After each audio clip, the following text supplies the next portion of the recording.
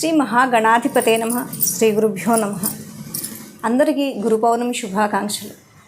మనం పొద్దున లేచినప్పటి నుంచి ఎన్నో మాటలు మాట్లాడుతుంటాం కదండి.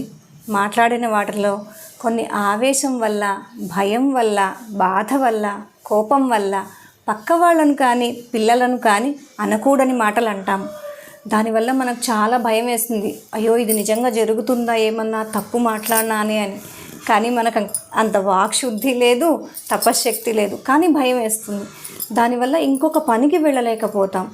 ఇలా మాట్లాడకూడని మాటలు మాట్లాడడం వల్ల వచ్చే ఫలితం కానీ, పాపం కానీ, ఆ ప్రభావం ఏదుందో అది తగ్గించడానికి వద్దిపర్తి పద్మాకర్ గురువు గారు మనకు మంచి శ్లోకాన్ని అందించారు. అది వందే గురుపరద్వంద్వం అవాంగ్మానస గోచరం రక్తశుక్ల ప్రభామిశ్రం అతర్క్యం త్రైపురం మహః అనే ఈ శ్లోకాన్ని చెప్పుకున్నంత మాత్రం చేత మాట్లాడకూడని మాటలు మాట్లాడిన దోషాన్ని తొలగించుకోవచ్చు.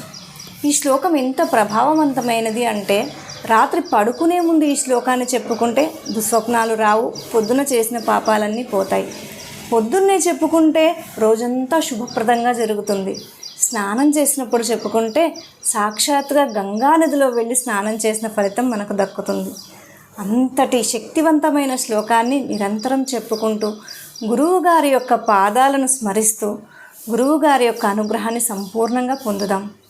వందే గురుపదద్వంద్వం అవాంగ్మానస గోచరం రక్తశుక్ల ప్రభామిశ్రం అతర్క్యం త్రైపురం మహః. జయ శ్రీరామ్.